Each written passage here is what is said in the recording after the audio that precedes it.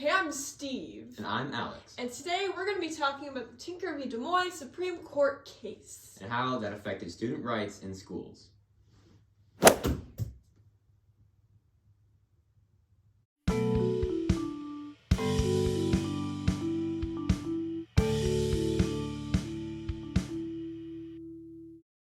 During the heat of the Vietnam War in 1965, many people back home strongly disapproved of America's involvement.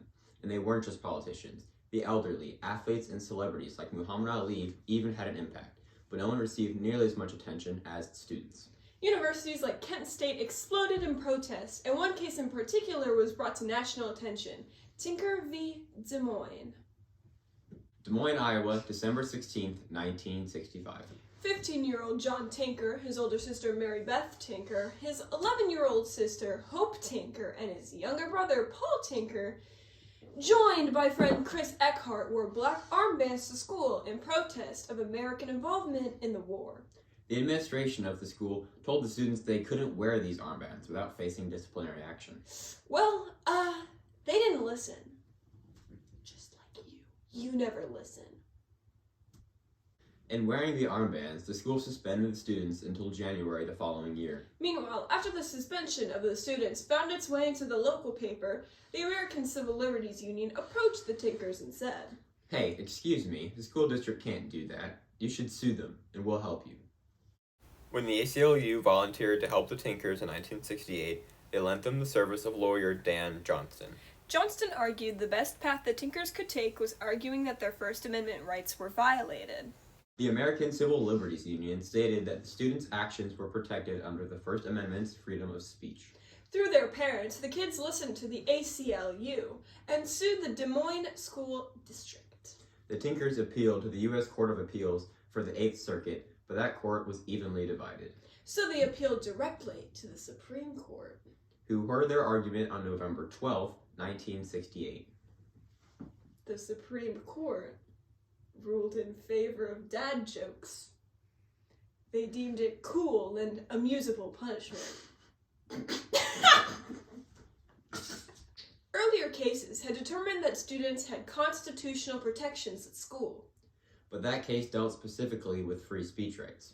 The Tinkers argued that the district had previously let other kinds of political speech occur, and that it didn't disrupt the school's learning environment. The district responded, saying that they could limit free speech if it seemed like it could lead to violence, disorder, and disruption. But on February 24, 1969, the court announced it had sided with Tinker in a 7-2 decision. The court argued that the armband symbolized pure speech that was completely separate from any actions of those wearing them. Additionally, the court argued that just because the students were on school property didn't mean they lost their First Amendment rights of freedom of speech. Justice Abe Fortas wrote that it can hardly be argued that either students or teachers shed their constitutional rights to freedom of speech at the schoolhouse gate. Fortas' statement represented the 7-vote majority's argument.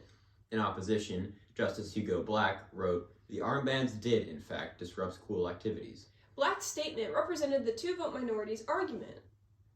What'd you say? You agree with Black? Well, that sucks, because Black lost. The argument had been settled. Tinker had won. Tinker v. Des Moines has been an incredibly influential and frequently cited case regarding the First Amendment rights for students. It created the Tinker test, which was a way to test if something is disruptive to the school's learning environment. It also weakened the idea that the school takes the place of the parents while the child is on school grounds. The Tinker decision even paved the way for school walkouts all across the country. Without the Tinker case, students would lose their freedom of speech rights from 8 to 3 on weekdays. And that is simply a reality most of us take for granted. So there you have it. That's the basics of the Tinker v. Des Moines case, including the causes of its appeal and the effects of its precedent. Thanks for watching Crash Course. I'm Alex. And I'm Steve, and we'll see you next time.